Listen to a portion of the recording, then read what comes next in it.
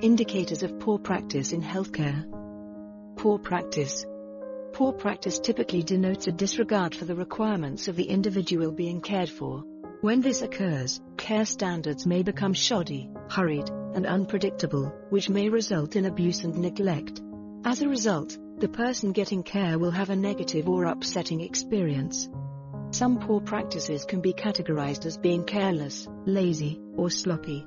It includes actions that can be instantly stopped if the individual providing care in this way is aware of what they are doing and considers the impact their actions are having on the support recipient. Examples of this kind of behavior include suggesting that a person use a wheelchair because it is faster than walking, or talking on a cell phone when one-on-one support should be provided. Even though the individuals getting care had an unsatisfactory experience, these examples are unlikely to be seen as safeguarding concerns if they don't happen frequently. However, it's probable that you will see instances that are considered abusive and should be handled as safeguarding concerns. Types of abuse. Abuse can take many forms and can include physical abuse.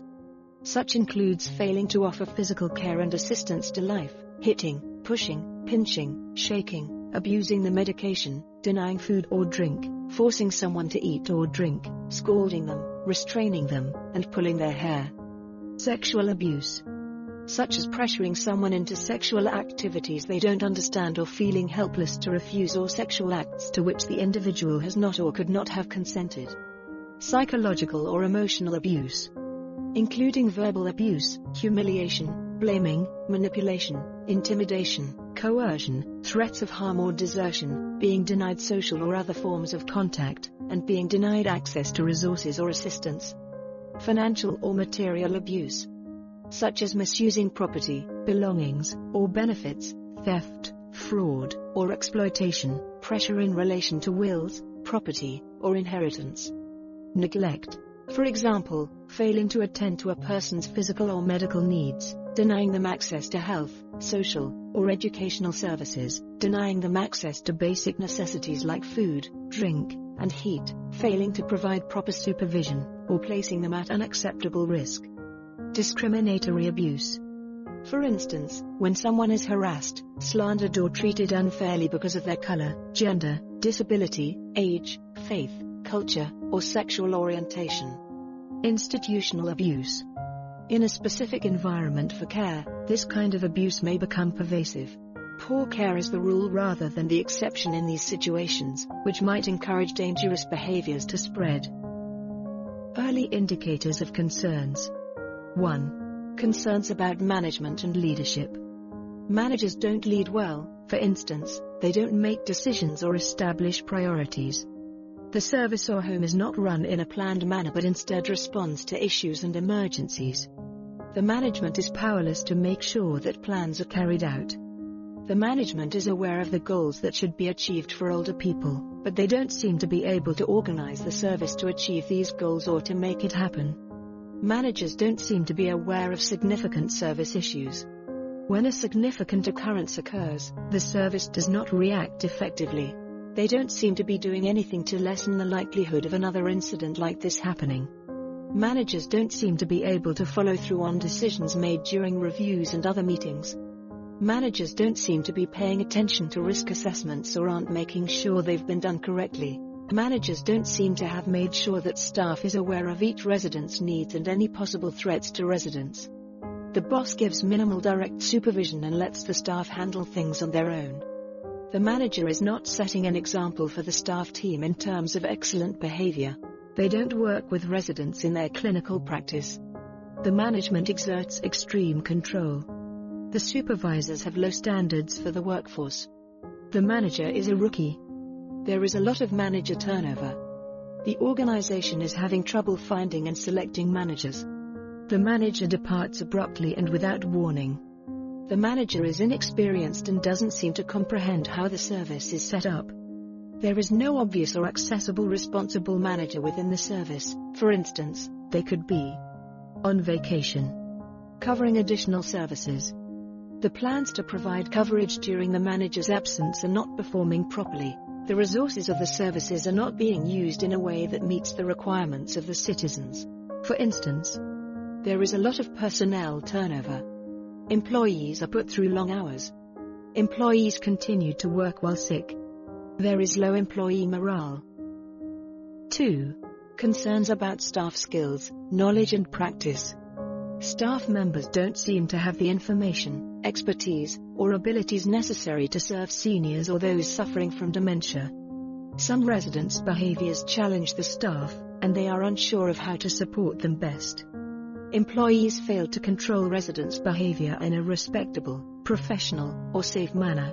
Staff, for instance, directions to rooms for residents, ignore residents and use medication improperly or as a last resort. Staff members consider resident behavior to be a concern and place the responsibility on the residents. Staff blame residents' challenges, wants, and behaviors on their bewilderment or dementia. Other causes don't seem to be taken into account. Staff members are domineering with residents. Residents who exhibit inappropriate behavior are disciplined. Staff members physically or verbally abuse residents. Employees disregard residents. Staff members are impatient and yell at residents. Staff may curse or yell at residents. Staff members speak negatively or unfavorably to residents. Employees don't modify their communication style to suit certain needs. For instance, they jolly others along by speaking to them like children. Staff members use derogatory or judgmental words when referring to residents. Residents are not treated as individuals by staff, and they don't seem to be aware of their life histories. When giving personal care to older adults, staff fail to safeguard their privacy. The staff keeps records inefficiently. Risk assessments are incomplete or of poor quality. Lack of completion or low quality of risk assessments. For instance, they are vague or fail to mention important dangers. Incident reports are not being completed. A specific staff group has a significant impact on how events play out in the facility. Employees formally criticize the management to outside professionals. Employees lack equipment use training. 3. Concerns about residents' behaviors and well-being. Show signs of injury due to carelessness or attention deficit disorder, for example, by not using wheelchairs carefully or properly. Appear frightened or exhibit signs of fear. Change in behavior. Change in appearance, such as becoming disheveled or losing interest in maintaining their appearance.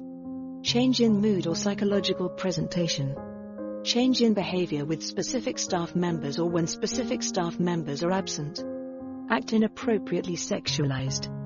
4. Concerns about the service resisting the involvement of external people and isolating individuals. Practitioners and families who attend the facility are not listened to by managers or staff when they offer advice or counsel. The service does not notify families, outside practitioners, or agencies of any problems or grave situations. The service doesn't communicate with residents' families or outside professionals and doesn't share information with them. It appears that managers do not share information with staff concerning residents from meetings with outside parties, such as reviews. When families or outside practitioners bring up concerns or questions, staff or managers act hostile or defensive. Visitors' families and practitioners are treated rudely or ignored by staff. The service ignores the families' offers of assistance and support and does not communicate with them. When something goes wrong, or there are issues, managers or personnel become defensive and anxious to deflect responsibility. Employees or management provide contradictory information or accounts of events. Some residents interact with persons from outside the service only occasionally. Some residents are not under constant observation or inspection, for example people who are self-funding. Residents are prevented from leaving their rooms on their own and are maintained in isolation there, referred to as imposed isolation. 5. Concerns about the way services are planned and delivered. The goal and nature of the service are not clearly defined. The service doesn't seem to be able to give the service or support that was requested of it. The service is accepting residents whose needs and/or behaviors differ from those of the residents previously or usually admitted. The service is accepting residents whose needs they appear unable to meet. The needs of residents, as determined in assessments, care plans, or risk assessments, are not being addressed. It appears that there is not enough staff to serve residents effectively. For instance, residents are not given special assistance to ensure their safety or support to attend particular events. The building's design makes it difficult for occupants to interact and socialize with others. 6. Concerns about the quality of basic care and the environment. It appears that there is not enough staff to care for residents.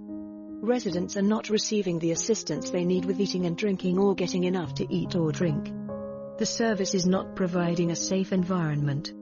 Staff are not checking that people are safe and well. Residents lack activities or social opportunities. There is poor or inadequate support for residents who have health problems or who need medical attention. The amount of money available to residents is lower than anticipated. Residents lack essentials like clothing and toiletries. There is insufficient assistance for residents to keep themselves clean and hygienic. Residents' possessions and clothing are not properly cared for. The facility lacks the tools required to assist residents. Misuse of equipment or improper usage of equipment. Damaged furniture or equipment. The service does not provide safety equipment for residents. Employees are not effectively and safely using wheelchairs. The house is filthy and exhibits evidence of uncleanliness.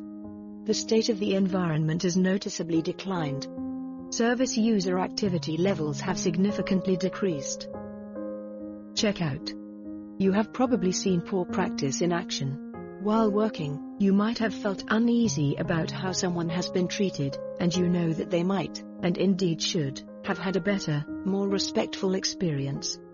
The checkout document can serve as an aid in memory and clearly illustrates the many stages you need to take. Checkout sheet. C. Examine the situation carefully and consider what you have seen or heard. What does your gut feeling tell you about how you feel? H. Have you investigated every angle? Maybe things aren't as they first seemed. E. Explore your choices. What course of action is ideal? Is it possible to object immediately when the act is being performed? Do you also need to adopt the whistleblower policy or speak with another senior manager? C. Does it need to be done right soon, or can it wait? You must respond quickly if the person is at an urgent physical or mental risk.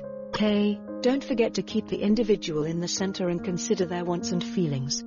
O. ONIT. Take responsibility for your own actions once you've decided something needs to be done. U. Understand as much as you can about safety. Know the rules and regulations. T. Take action. There are various ways to do this. Anyone acting inappropriately at the time should be challenged. Inform a senior manager of your observations and feelings. Execute the whistleblower policy of your organization. Get in touch with the local safeguarding team, the local authority, or the health contracts team. Assessing the situation. Since your intuition and senses have already alerted you to what you view as uncomfortable, it can be extremely difficult to remain non-judgmental when you suspect inadequate practice. However, it's crucial that you confirm your suspicions. Therefore, you must immediately set aside your fears and make an effort to conduct an objective observation. This entails re-examining or re-listening with a completely open mind. In some circumstances, you might want to perform this over time in order to gain a clearer understanding of what's happening. The best way to ensure that your interpretation of the circumstance is accurate is to be as certain as you can be that you won't end up with the wrong end of the stick. Clarifying what you've seen or heard by writing it down will help you later when you decide whether you need to take further action. When you believe someone is in immediate danger in a serious circumstance, you must report the incident immediately.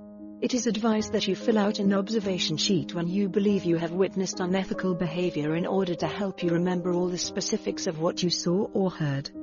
Once you're certain that unethical behavior has occurred, you must take an appropriate response. You might do this by confronting the person you saw do the deed or by reporting it to your boss. Reflection. Reflecting allows us to first notice our current emotions before stepping back from them. It also enables us to focus on both the more positive aspects of an event and what went well rather than just the more problematic ones. In addition, rather than avoiding problems, it can assist us in developing a problem-solving strategy. Your reflection can be organized by using a few fundamental questions as a framework, such as the ones listed below. What went on? What do I think of it? What was good or okay? Why? What did not go so well? Why? Was there anything I could have done differently? What ought I alter the following time? Thank you. See you in the next lesson.